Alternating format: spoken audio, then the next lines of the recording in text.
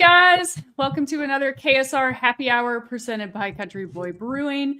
My name is Tyler Thompson. I'll be your host today alongside Nick Roush in his checkerboard Kentucky football jersey. Ooh, we're light on the checkerboard though. This is rare era. That's staple remover Wildcat jersey. Mm-hmm. Very or nice. Missionary birds. Yeah. It's hard not to not see that after the one time that Drew mentioned it and wrote that post. You can't unsee that. You just really can't. We've also got Jacob Polacheck joining us in the transfer portal headquarters up there in Louisville. Jacob, I hear you have some things to show off today. Do you just want to go ahead and do a little show and tell? A sandwich? He's got a sandwich. Ooh, what kind? Oh, looks delicious. I learned that Toddler likes cold cuts, just plain. He was asking for not pepperoni, but the other circle things. And it was like, you want some ham? It's like, yeah. And so I gave him a piece of ham, and he came back and ate 5 more before I was like, all right, dude, that's enough. So he likes ham, turns out. He likes his protein. Yeah. Like that. Better than the sugar. That just, it does nothing. Does nothing. I had to take a bite because people didn't believe it was real in the comments. I'm reading the comments. They all say they didn't believe the sandwich was real. Well, are they saying it was cake? And then I'd have a new pen. I lost it already. Oh, no. You have an old pen. I had it. I had a pen. It was really cool, guys. Oh, I found it. Flip, Jacob. Yep. Well, take the top off and let's see the pen. Because it's a fancy pen. No, you got to subscribe to KSR Plus to see the rest of the pen. I got this. Yep. There you go. Oh, nice. To you. What a nice person, whoever that was. Yeah, and then an open envelope. So thank you guys for the tour of my desk. It was fun being on today. I'll see you guys later. Nicely done. Bye, Jacob. Say hi to the mice. That was a good bet. I just brought a mug. I did tea this afternoon, Tyler. Ooh, what kind of tea? The kind that also has booze in it because it's the happy hour. So shout out Hottie Toddy. Hottie Toddy. Ole Miss is playing tonight, so Hottie Toddies, eh? There you go. Did you even plan that with the whole Ole Miss bit, or just? I didn't, but why not? We're here. We might as well swim around in it a little bit. But it is it's a fun. I like it as a drink of choice when I've got all of the. Yeah, the weather, it changes. The portal is portaling, so hey, we're gonna do some wellness drinks. And nobody really knows what Jacob's doing. No, I love it. It's great. All right. There we go. We got him back. I love it. The portal was pulling him away. The portal sucked him in for a minute. Well, I've got a Country Boy Brew. I've got a halfway home because I'm grateful we're halfway home from this week because it's been a crazy week. Oh, man. It's been a wild one. We could all use some Country Boy Brew after last night. Neither of you were on. Well, Jacob, you were covering from afar, so you weren't at Rupp Arena for Kentucky's loss to Missouri. That was brutal. Nick, did you make it through the entire game, or did you turn it off? Yes. Because most games I have the morning post the next day. It's kind of, especially weeknights, or so it's like a fun. I like that I have got to a point of this team where I don't feel like I have to be 100% engaged. I'm kind of the game's on and I'm portaling, and because you got to have one foot in the portal at all times while we're portaling. And the funny part is I think the only part I actually didn't watch was the best part of the game, and that was Otega Owe's full court shot. I'd turned it off. It's like, all right, it's going to be halftime. Let me get the kids to bed real quick. And then I get on Twitter, and it's like, oh, my gosh, he hit a 3/4 court shot. That was cool.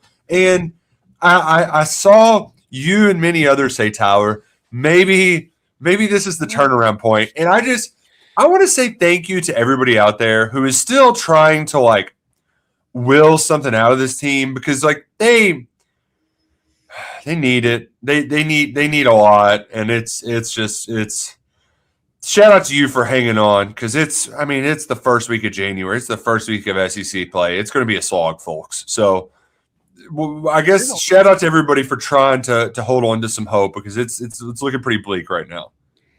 I feel like you can only. January, we hate to talk about basketball and we love talking about football, just like everybody expected on January 8th. Man, we'll talk about football here in a minute, but I can't get another commit soon enough because it's brutal on the basketball side. It also feels really quiet on the football side. Bad day for it to go quiet. I know, right? And to go with the OA, right before that, you had Mark Pope get his first ever technical. The clips of that are crazy. I mean, those two things would be a huge storyline if they had just held on to kind of lead in the final 4 minutes. Like, we would be breaking down the clip of Pope going nuts on the sidelines and reading his lips and all that. And I mean, yeah, we're talking about Owe's shot, but just kind of as a side note, who really cares that he hit the longest shot in UK history when it came after that? But it's been brutal, man. It's like, I remember going into the Gonzaga game, I talked myself into Kentucky at least being competitive because I wasn't ready to acknowledge and admit that they're that bad.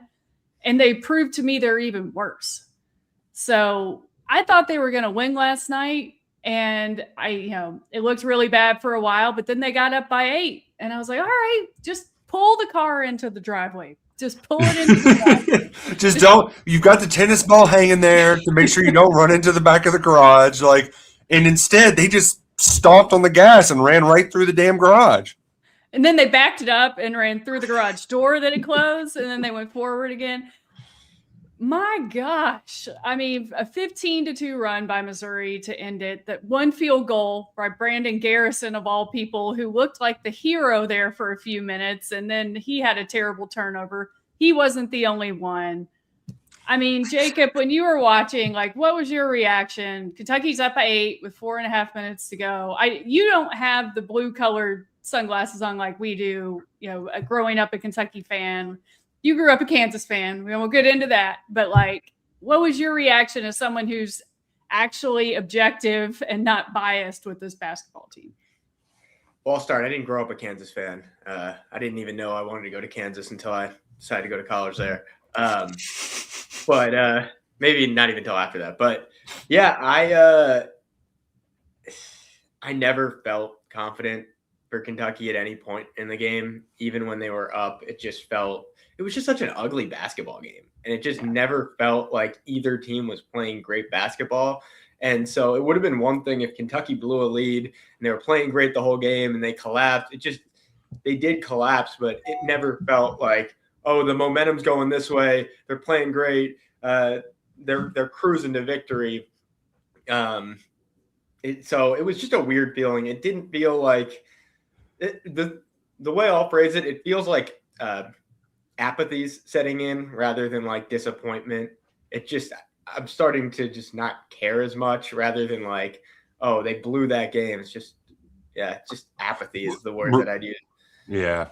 Well, and I'm kind of there to where it doesn't bother me as much. I mean, the group, the things are acting up again. But like the group chats you're in, right? When you're watching these games together, one guy says, watch, they sub in Garrison and somebody else, and he says, watch, Kentucky's not going to score another bucket for the next 6 minutes or something.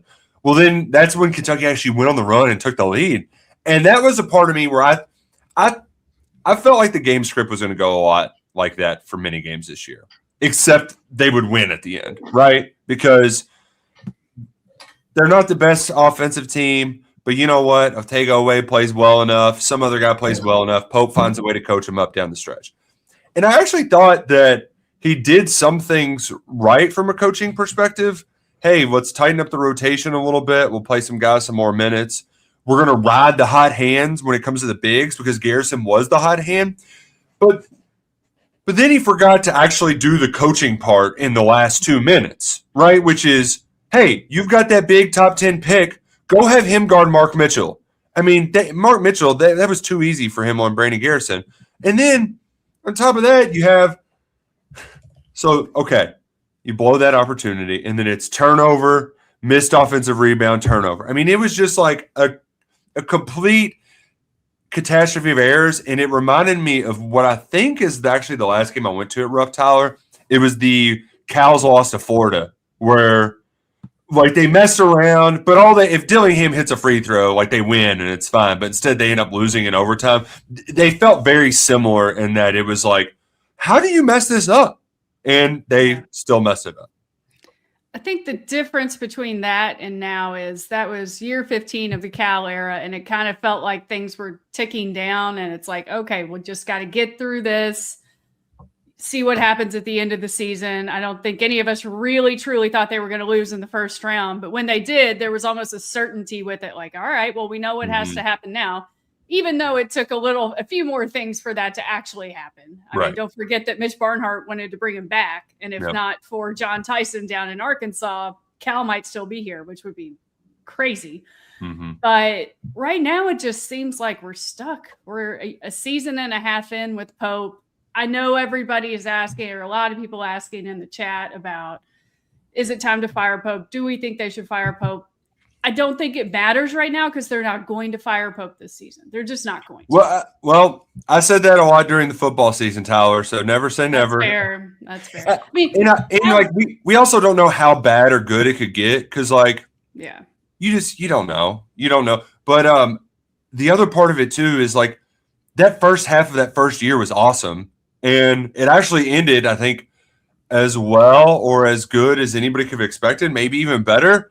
Which makes this year even so harder to, like, Jacob, if we're collecting data, what's the data telling us right now? Because it's just all over the place. It's a scatter plot. Looks like a Jackson Pollock painting. Yeah, it's rough. You don't have, like, Cal, like you talked about, he was that late into his tenure. You had so much data to go off of what he's done at Kentucky. You don't have that with Pope. I think one thing that we didn't really talk. We talked about the Ortega shot. I think the hardest part is you have a shot like that that's so awesome, and then you have Colin Chandler's play at the end of the game. Yeah, that was unreal, and it's just for nothing after that blown layup. So that was super frustrating. And yeah, you're just sitting here like Pope hasn't really shown a lot. They did well last year, but it wasn't. They didn't make an Elite Eight. They didn't make a Final Four. Sweet 16 met expectations. He hasn't really shown a lot yet, and there's still a lot of season to go, but it's tough right now. Yeah, and he's made it tough on him. Like, whoever leaked the $22 million price tag, that is the biggest thing that has backfired because we knew it was going to be a bullseye on their back, and it has been the entire time. And after Kentucky beat Purdue in the preseason, it was like, oh, they're worth every cent.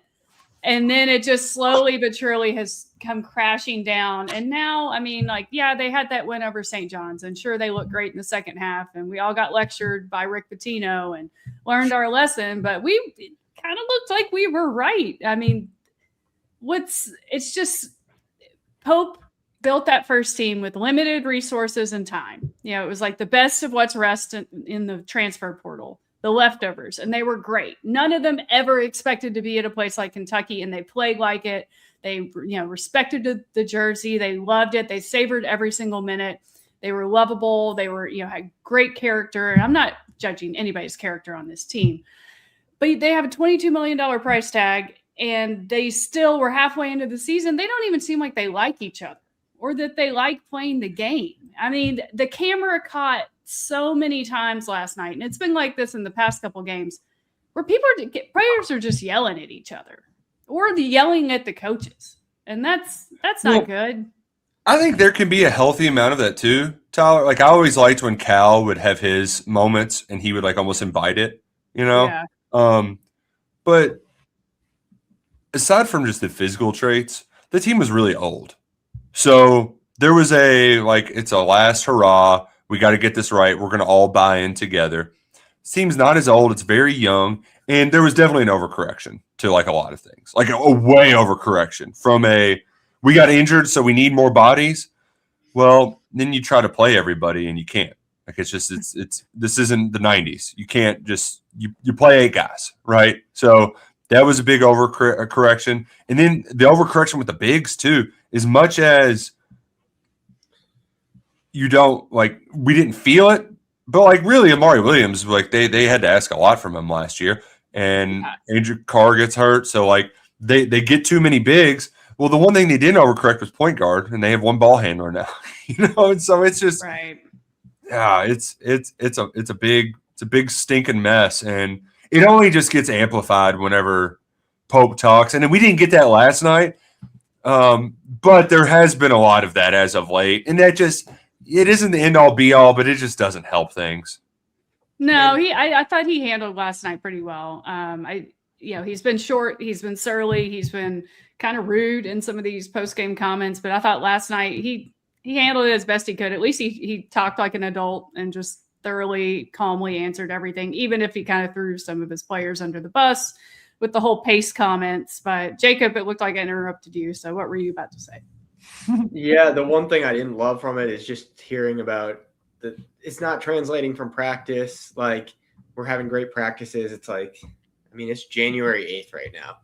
Yeah. Nobody cares about how you look in practice. Like, it needs to contribute right now.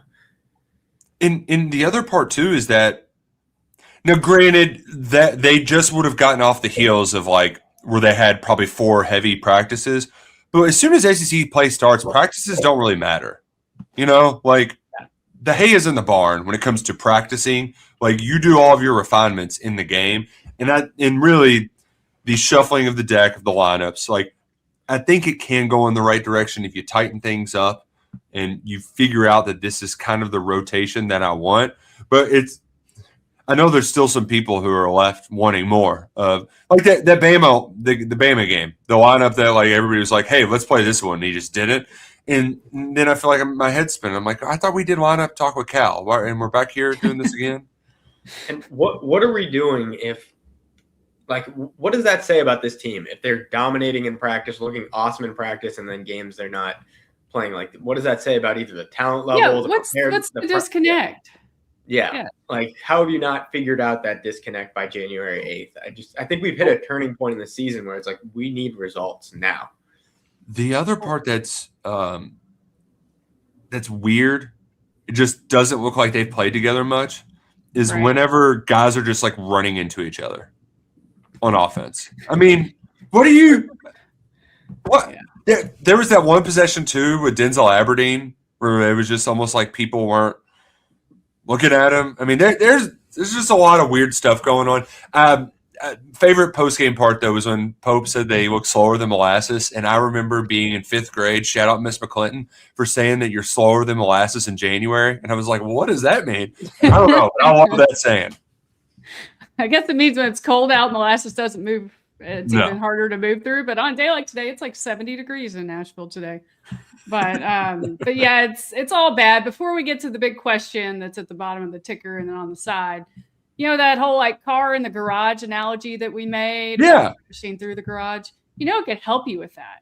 My old Kentucky Home Repair, proudly serving the Bluegrass region since 2008. My old Kentucky Home Repair offers handyman services, home repairs, remodels, and more. Head to their website, www.myoldkentuckyhomerepair.com, to learn more. Give them a call at 859. Use this pin, Jacob, to write it down. 859-940-3376. Old Kentucky Home Repairs, your partner for any home project. What you all don't realize is that when you work with Jacob Polacheck, it's a lot of phone conversations. Yeah. And so, big phone call guy. My favorite question is always, do you have a pen and paper? And my answer is usually no. So I know he always don't keep a pen and paper on your desk. Well, it's usually just like old envelopes. Yeah. You know? Yeah, I asked him to write something down with a pen and paper while he was driving. That's probably not the best advice. Well, when you're driving, that's a bit much. I do love, my favorite thing when Jacob calls is I pick up and he's like, hey, this is Jacob. I'm like, no way. But you know what? Yeah. Like, even these days, if I leave a voicemail for somebody, I'll say who I am, and I'll still like read my number twice. Like, I don't have it stored on there. It's muscle memory from 1998. You know, you got to leave your name, phone number, and a place to get a hold of you. Remember the phenomenon of getting a phone call and not knowing where it was coming from? Yes. Yeah, like that. Jacob, you probably grew up with caller ID, right? Yeah, but I still get Oh yeah, but you get plenty of calls. Yeah, but like for the most part, there's like a whole. I mean, that was talking on the phone. What was the greeting at the Thompson house, Tyler? I mean, you would just say hello and then okay, Tyler speaking or whatever. I always liked when some would be like, Roush residents, and it's like that's that's fancy. Yeah, oh yeah, you get like all corny and stuff, and Right. yeah, we were mostly just hello. Yeah. Sometimes I'll pick up the phone and yell as loud as I can, but that's just for certain people. Ooh, yellow. Oh my goodness. Well, before we move on from this depressing basketball loss, yes. So, will Kentucky make it into the tournament? I'll get your opinions in a minute. There is some good news. Missouri jumped 15 spots in the net. So last night's loss is not in quad 3, it's in quad 2. Still not great. All right. But the resume's looking up today. It's brutal. Jacob, we'll start with you first. It's January 8th. Is Kentucky going to make the NCAA tournament? This is the NCAA tournament? No. Yeah. Wow. He went thumbs down, off with their heads. Kansas fan. Hey, we all know it's good for business if they're doing well. I hope if they miss the tournament, that's going to be a lot less subscriptions to KSR Plus. So go subscribe now. It's going to be a quiet March. Hopefully not. I had a lot of friends giving me hell because I said Kentucky looks like a team losing in the 7-10 game. And they're like, are you sure about that? I don't know if they're going to make it or not. Because it felt like to me a team that would take care of business. And that's what's so concerning about last night. You're at home with an 8-point lead with 4 minutes to go. How do you not close that out? You got 20 points from Ortega away. I mean, early on in the year, I thought part of the reason why they looked so bad is because Ortega just wasn't himself coming off that foot injury. It's like, well, if he gets it figured out, excuse me, and you bring all these guys back, they are going to drop some games, but they will stack up enough wins to make it into the tournament. And I'm not confident right now. I think they'll get enough wins to squeak in on the bubble, but it is going to be an annoying ass bubble watch that goes right down to the wire. Yeah, it's going to be brutal. I'm looking at the team sheet right now. So they've got 11 quad 1 games left. So both games against Vanderbilt, both games against Florida, both games against Tennessee, Arkansas on the road, Auburn on the road, Georgia at home, LSU on the road, and Texas A&M on the road. I don't know if I feel confident in Kentucky to win a tough game on the road right now. I just no. Of course, I don't know if I feel confident in them winning a game at home right now against a decent team, as last night showed. But what do you think, Jacob? No, I was about to say that. I was like, the road game, they just lost to Missouri at home. But, it's hard to pick them to win any game the way they're playing. Well, and to make matters worse, I have a feeling that people are going to be – they're going to look at the SEC as mid when we get around to, late February, because Vandy and Georgia are in this weird sort of good, not great. And they're going to beat some teams, and it's going to drag some others down.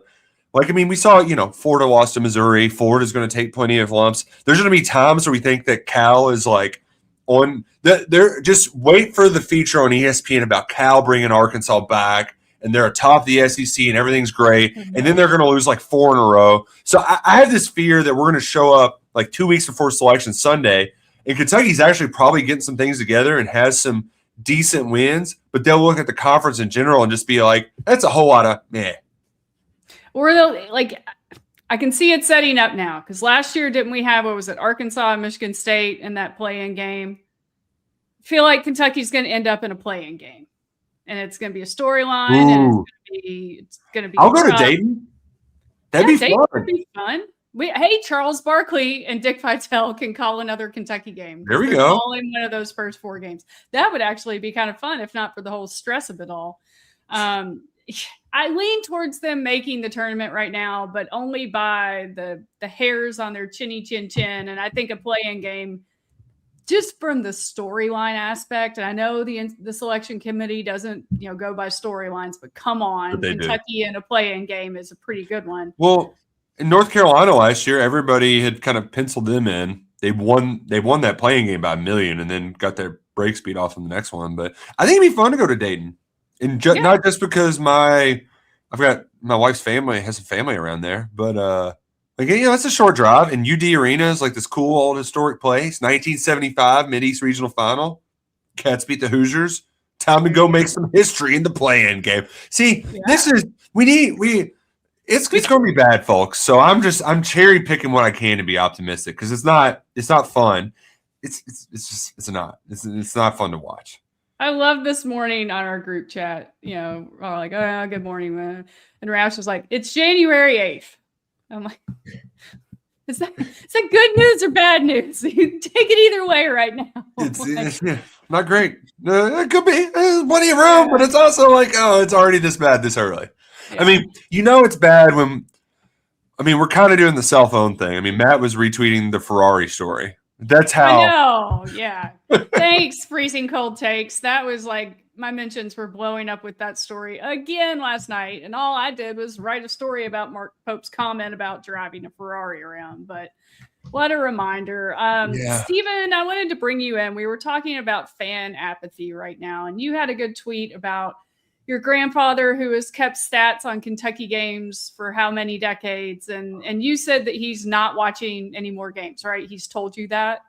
Yeah, he's been keeping stats. He has these notebooks. He has 9 of them, actually. Remember when we were talking about the number 9 everywhere?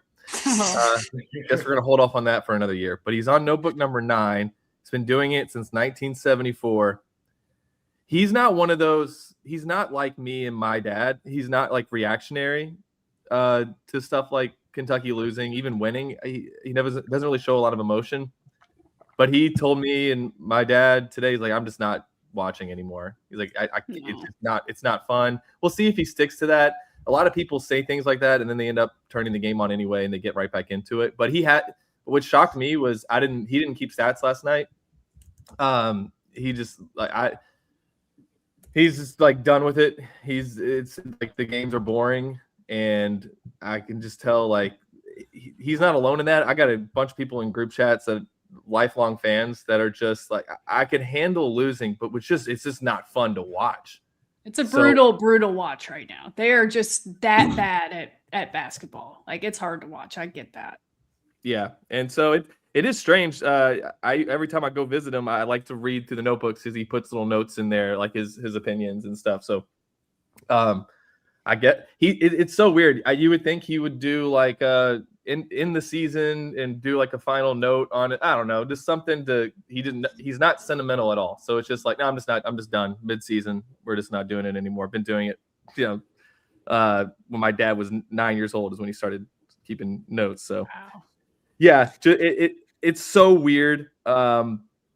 Just that people aren't excited. My family would host watch parties for big games, and lately that has just not been the case. Like, people they're kind of like jumping on the bandwagon, seeing how they do, and then jumping off because there's just other things that people want to do. And it's been 6 years of this. This is, it's the worst 6-year stretch in Kentucky basketball history. We're currently living through it. And if you've been a constant within this program for the last 6 years, you should be ashamed. You should be embarrassed, because I'm associated with this as a fan. I'm ashamed and I'm embarrassed. So if you've been a part of this, if you've had your hands on this program for the last 6 years, you should be absolutely embarrassed by the product that you've been associated with. I am. So they should be. Yeah, it's brutal. And also it's weird turning the TV on after a really bad Kentucky loss at home and seeing Vanderbilt beating Alabama and looking so good. And that brought me to a question I had for the board this morning. It's like, and we're all Kentucky fans, even if we stop keeping stats and all that, except Jacob, who's a Kansas fan. But if you could trade places with any other fan base in college basketball right now, meaning you get their coach and you get their team, what team would it be?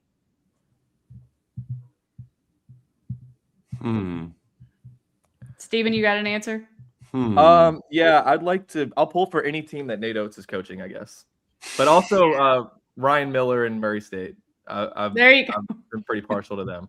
So that's fair. Same for me and Davidson, by the way. But if you have to rule out the alma mater.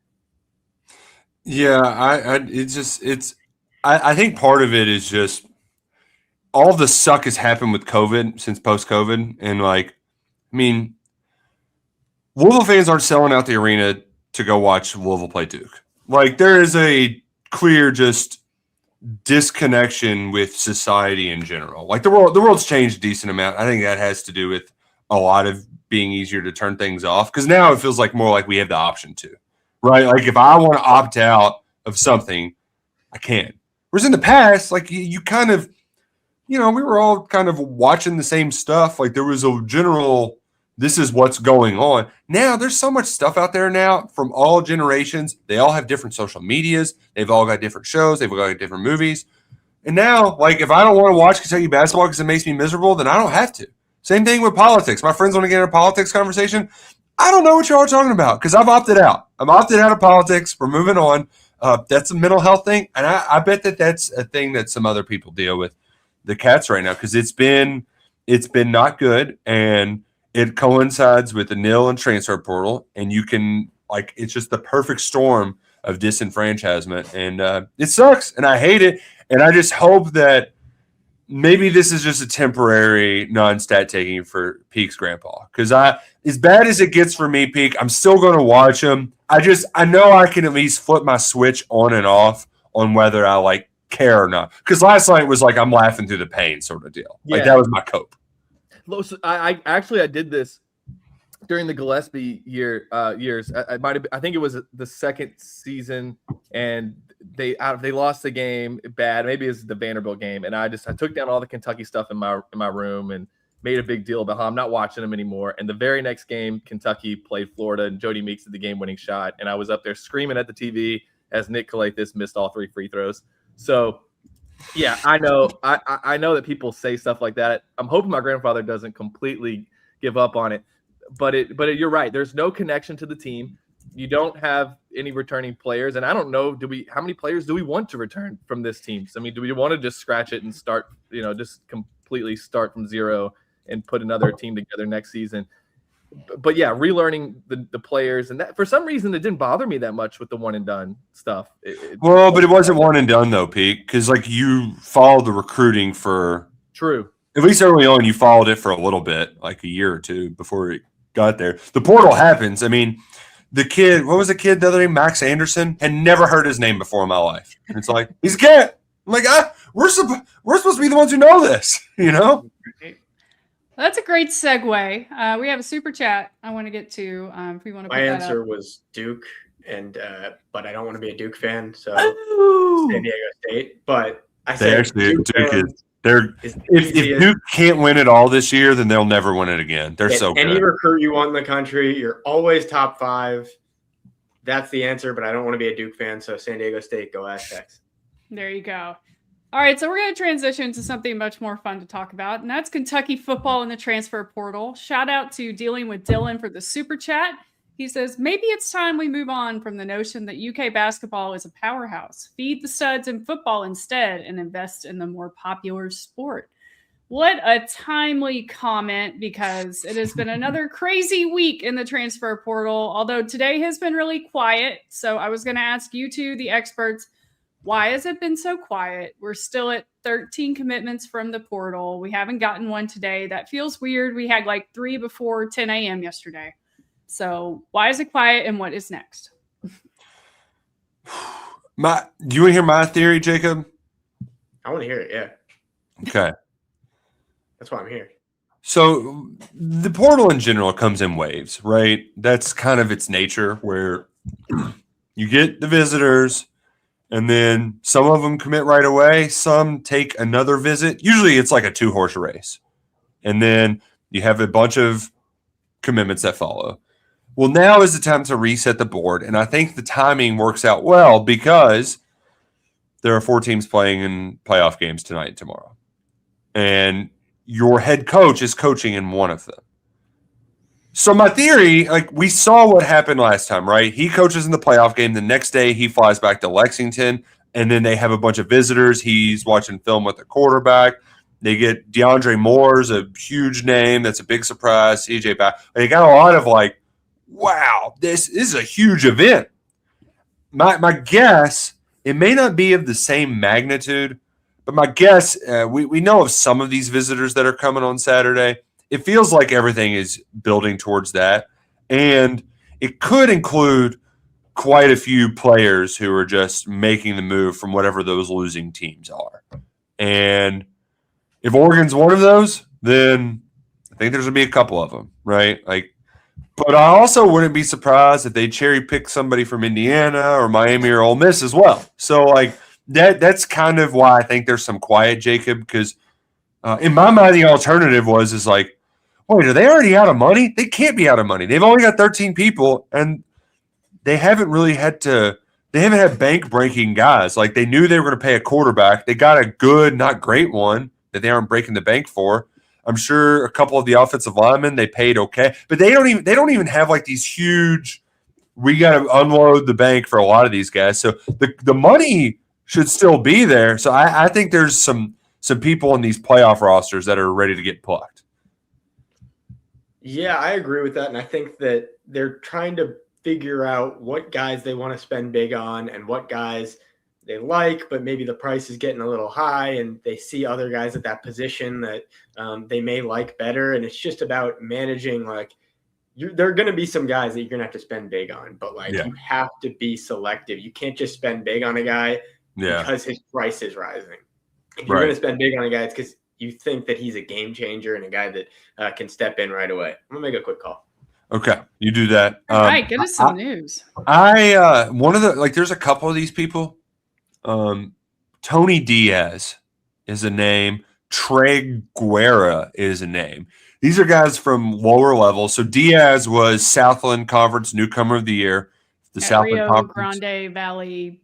Yeah. Whatever. Yeah. Southland Conference, home of Zach Calzada before he came to Kentucky. But this is a kid, Tyler, who was, he was really good, but he didn't have it was Iowa and Illinois. Well, then Alabama offers today, right? So it may be we like him, but if the price keeps going up, we might not like him enough. Similar to the Trey Guerra kid. This is a backup quarterback, but he's really blown up in the last couple of weeks because he was in the JUCO ranks. He can run around. He's kind of your ideal. Okay, it just hit the fan. Let's do some read option stuff. Let's get him out there. But he's starting to blow up. And, oh, my gosh, is Jacob about to blow something up? Oh, wow. Oh, it looks like he's about to blow something up. That'd be cool, but no. I didn't know if we were going to get an outfit change or some scoop or. Well, we have a Thamel tweet. Oh, yeah, boy. Backup quarterback. Is that what you were? Yeah. Yeah.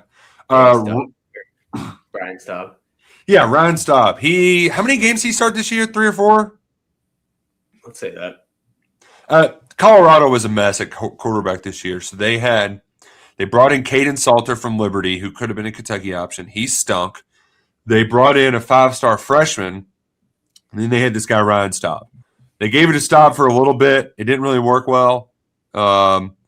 And so they're like, well, hell, let's give the freshman a try. That didn't really work well. Basically, nothing worked for Colorado this year. So Staub is in the portal, and Ohio State, Cincinnati, and Kentucky visits lined up. So there's another candidate for backup quarterback. It's pretty good. So maybe he'll be on campus Saturday. Maybe he'll get to meet Will Stein if Will Stein is back. Steven, can we pull up that picture I sent you of Will Stein? Because I thought this was fun. So he's in Atlanta for Peach Bowl, and they had media day yesterday.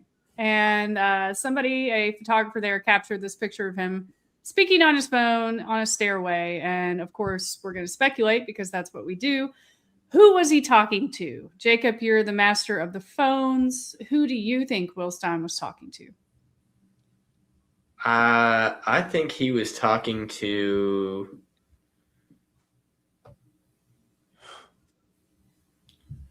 Say it. Just go ahead and say it.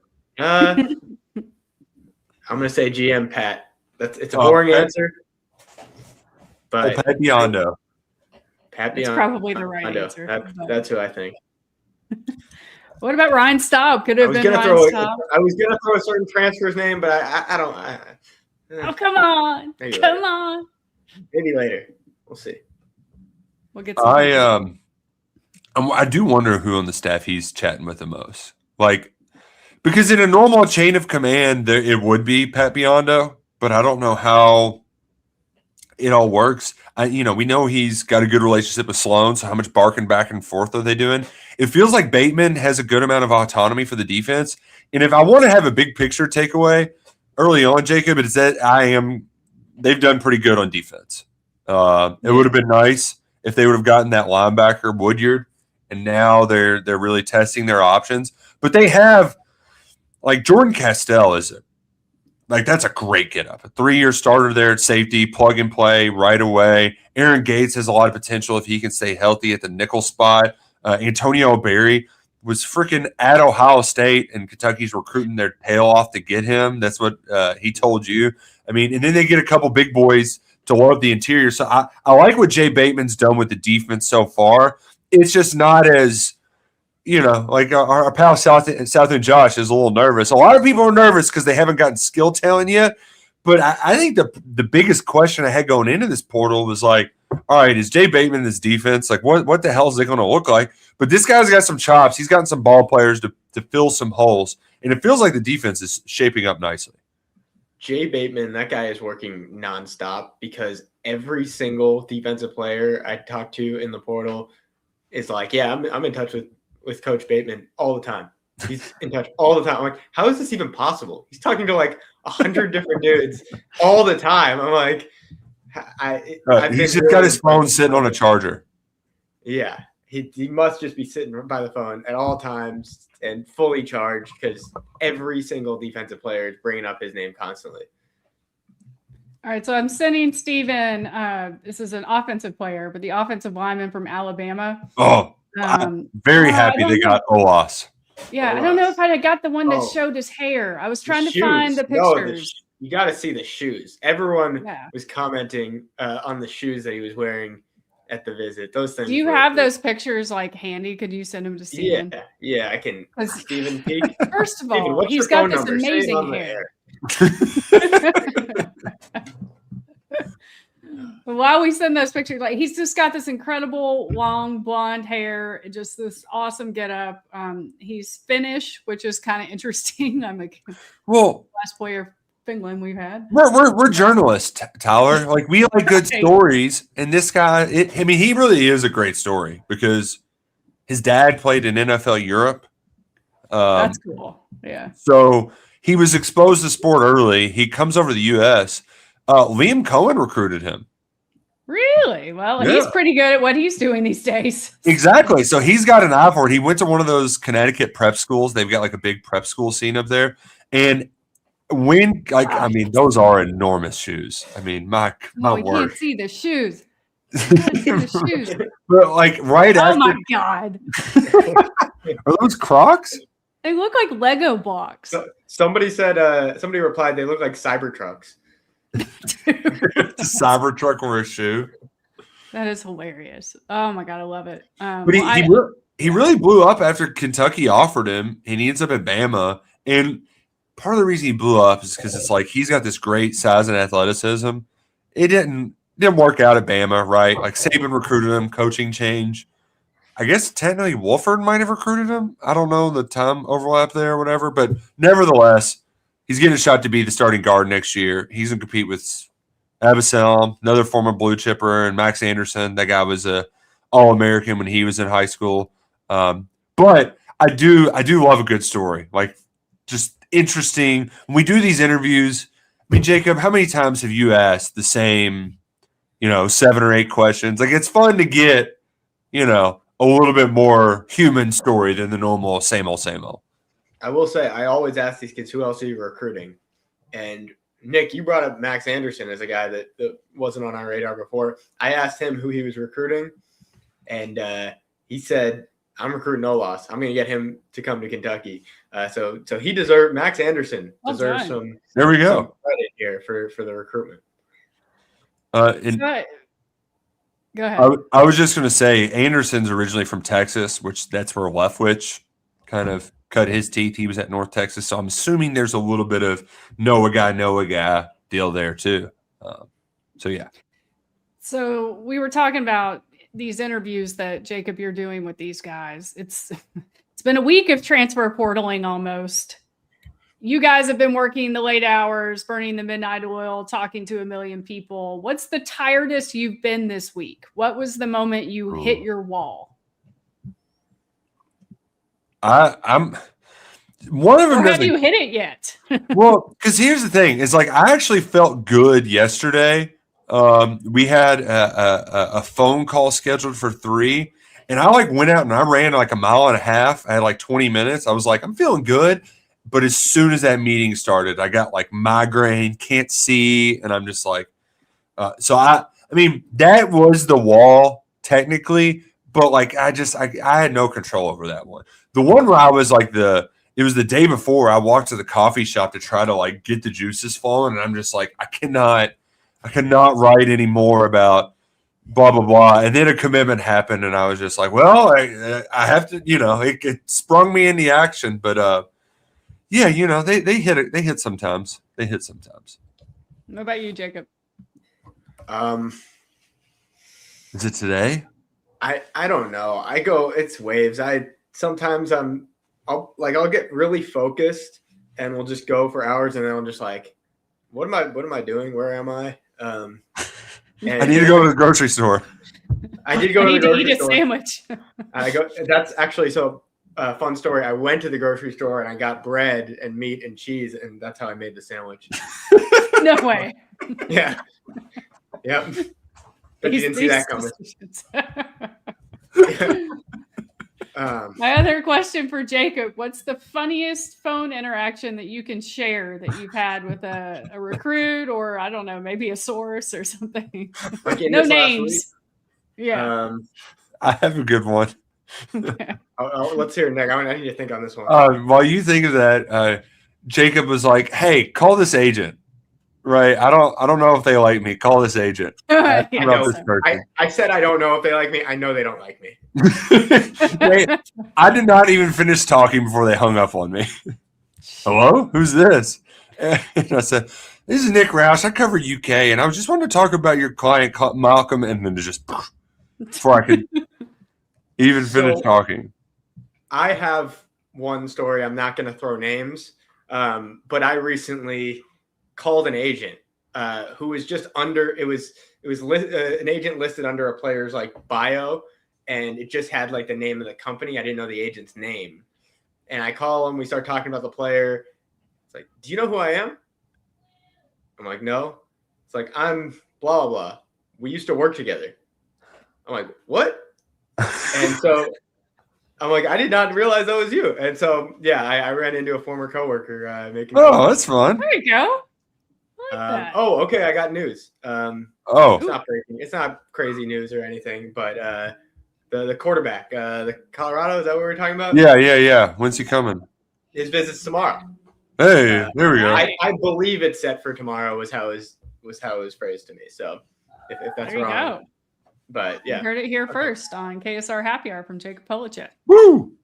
I would also say that I thought Jacob was going to win because of the silence today. I thought he was going to go South End Josh mode because it happens, right? Like there are times in this where you're like scratching and clawing, but then everybody just shuts up, and you're like, "What the hell? What the hell's going on here?" And you want answers, and you can't say anything because you don't know. I need to apologize to South End Josh. I still have not made any progress on that movie list you sent me. When this is over, I'm going on a movie marathon. I'm sitting at home doing nothing but watching movies straight from your list. Awesome. Can you name a movie from the list that you need to watch? Yes, I can. I need to watch all of the Lethal Weapons. Every single Lethal Weapon is on that list. Yes, love Lethal Weapon. Man, can I admit? Weapon fans. I don't know if I know I've seen some of them when we were growing up and they would be on TNT, but I don't know if I've ever sat down and watched. You can do it together. You can have like a movie club. Well, I know there's the diplomatic immunity, right? They can't get the one guy because he's in the embassy. That's a storyline, right? I think so. I just remember Danny Glover always looking flustered and in a problematic situation. I'm getting too old for this. And I'm getting too. I mean, the number of times we heard that Lethal Weapon movies, they're good. They're good stuff. I don't know. I wonder how well they've aged. No spoilers, please. Please, no spoilers. spoilers. I mean, that era, I was watching Die Hard when the Will Stein or Mark Stoops news broke, one of those. And like that era of action movies, big fan. So Yeah. Jacob, we're gonna be in for a real treat once this portal ends. The weapons are gonna be lethal, buddy. I'm having such a hard time finding this movie list. The first time I was on the show Kentucky Roll Call one day, and he showed up and he asked me about the movie list, and it took me like 15 minutes to try and find the list, and we read it on air. I'm sorry, South End Josh. I'm gonna get to it. Actually, you know what? I'm gonna take the next month off work.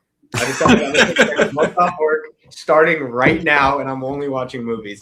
Tyler, is my PTO request accepted? Let's get done with football portal, and then it'll be quiet for a little bit. And then it'll be basketball. Right now. You think these movies can wait? Lethal Weapon? You've only been around 35 without years. watching Lethal Weapon. Did you watch Stranger Things, Tyler? I did. Like the new stuff too? Yeah. Okay. I haven't.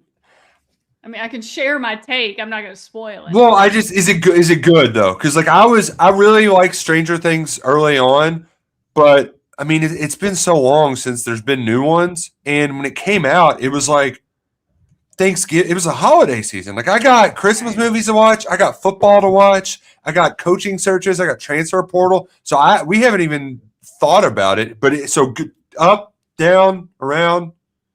I mean, we'll do middle. I mean, what was the last season that you watched? We watched season 4, like the big Vecna reveal. Okay. Yeah, like that. Like I enjoyed it. Like 3 is my favorite. I think that's the most fun. Yeah.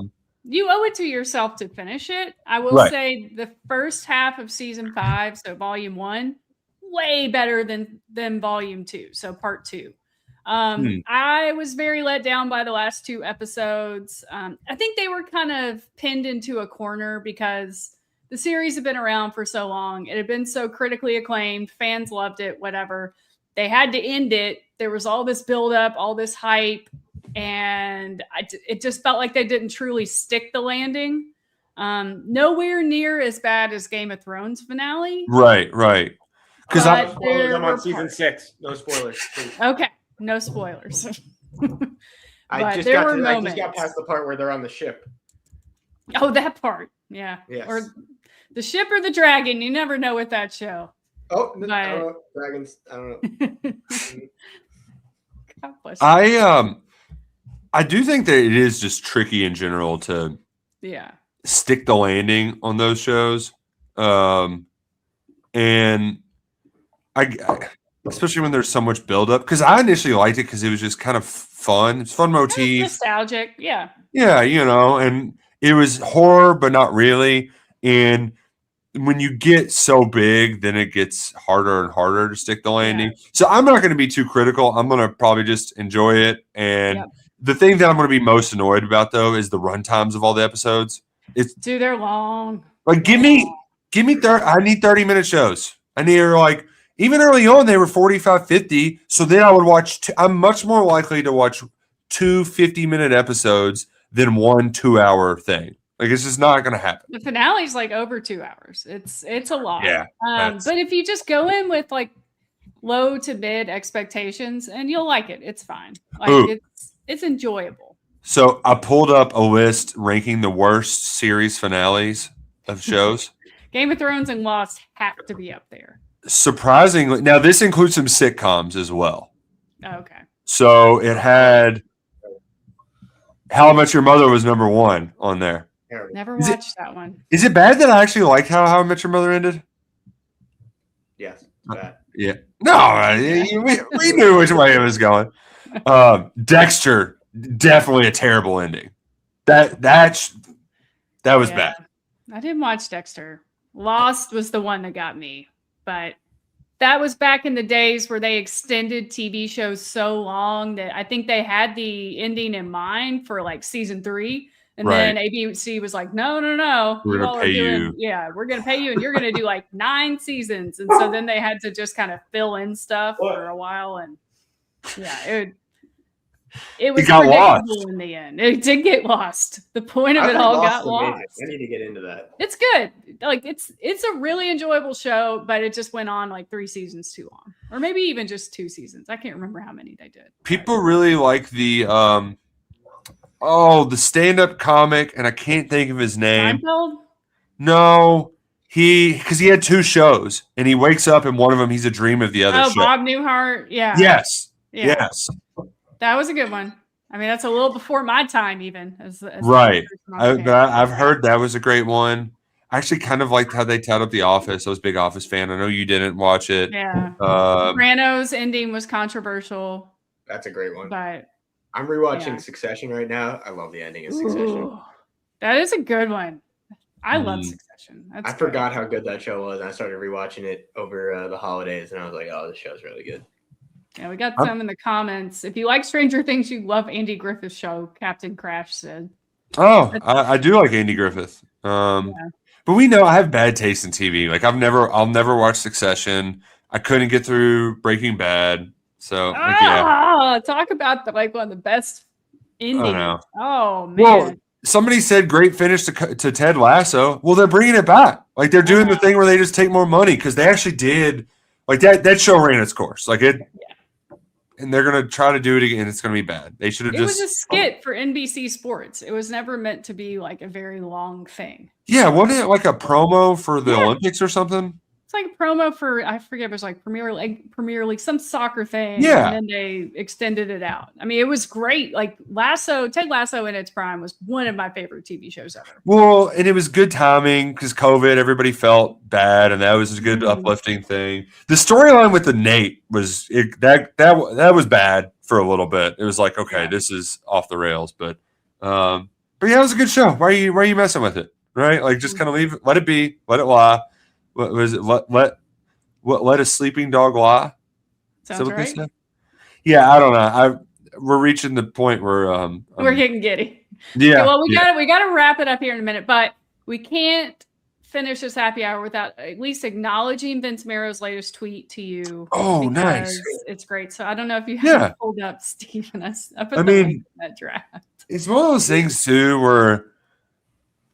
I mean, it's too easy. Always thinking of you. Well, you just, like I was like, because initially this morning, as you said, we all were pretty grumpy by the way things have gone.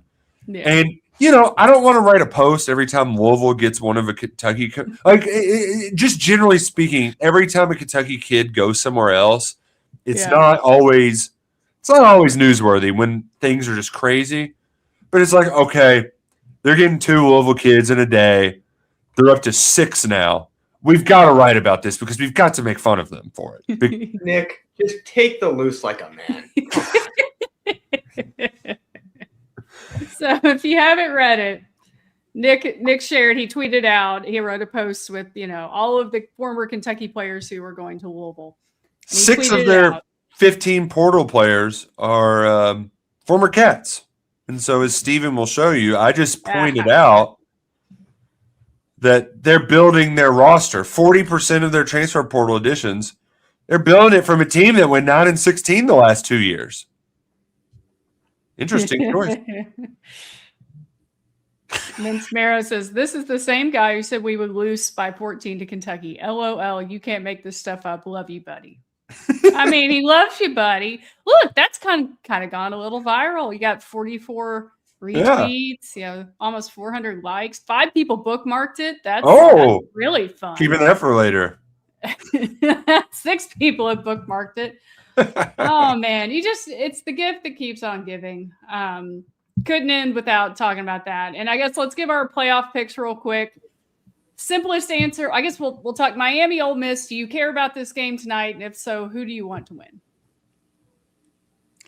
I'm just mad I don't have a game. Like I want some juice on it, but I've been so portaled. I don't have a good hunch because I thought Georgia was going to be in the championship game. That was kind of where I was leaning going into this. Kirby had him really playing well, but like Kirby really had Georgia playing well going into that game. And I know everything that's changed, but Chambliss just got on one. That was an instant classic. I got a feeling that they're going to kind of just run out of voodoo magic. And Miami, they can run the ball. They'll be able to keep it away from the Ole Miss offense. So I think Miami's going to win, and then why would I bet? Why would anybody bet against Indiana at this point, right? I mean, they're kind of just playing murder ball. So it's chalky, but I kind of like the chalk. Jacob, do you have picks for the 2 college football playoff games? Yeah. So my grandfather and his daughters are big Miami fans. They went to the Miami Ohio State football game. Nice. So I'm picking Miami to win it all. There you go. Ruben Bain, shout out. Yep. I like when there's somebody who's rooting for these teams. I think that helps because yeah. I mean, the other question is, are we rooting for Oregon tomorrow night against Indiana or not? Do you want Oregon to lose so Will Stein gets here, or are we at the point where it's like, you know what, they're going? If they go all the way to the title game, it's another free week of publicity for Kentucky. I think that's kind of the boat I'm in because I was listening. You've got a national championship coach recruiting. I mean, come on. Well, he was talking at Peach Bowl Media Day yesterday, and everybody's asking, how are you balancing the Kentucky job and the Oregon job? And he said, well, it's one thing when this is the blueprint. This is what we're trying to build. When you say we want to go win a national championship, and then you can point to your last job where you won a national championship, that's pretty good. So I kind of feel like I'm in that boat now. I mean, they've gotten this far. Kentucky has done pretty well in the transfer portal without him in Lexington 24/7. So go Ducks, I guess. Even though Indiana's really entertaining, it still feels weird to cheer for Indiana. So I'm going all in on Oregon.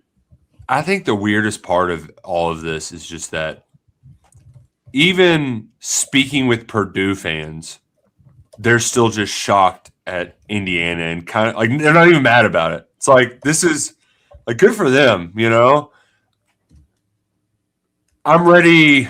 Like this will be the one time we can actually enjoy Indiana because once they start winning, then then they turn into the evil empire, and we can't really have that happen either. So it wouldn't be the worst thing if Will Stein knocked them off. Although it would just, for KS Board's sake, it would be better if Will Stein was just working full time in Lexington. Yeah. Amen to that. Well, we will find out tomorrow night. And either way, I mean, obviously, if Oregon loses, he's going to be in Lexington ASAP. But I think if they win, he'll probably still make an appearance this weekend. I would think he would be there Saturday because the other game is until Monday. So he'd probably get a day off to come in and do his thing before bolting out. So, right. Which is there? Mississippi State. I remembered who the basketball team plays. I just, for the love of God, we're having the Rumps Runts yeah. They're having a Rumps Runts reunion. Really would like for the Cats to win for them. That would be bad if you got Pat Riley in the house and you can't win for Pat Riley. Like, come on. I mean, Pat Riley never comes to Kentucky games. Never. You can't lose that. And then people are just going to ask him about this team, and it's going to get really awkward. Got to win for Pat Riley. Yeah. Get it done. Got to beat the dentist. Come on. Yeah. Chris Jansen, the country singer, beat Chris Jansen. Yeah, take that. All right. Well, we've got a lot to cover this weekend. Thanks for joining us on another KSR Happy Hour presented by Country Boy Brewing. And shout out to our friends at My Old Kentucky Home Repair. And we'll see you next week. Go Cat.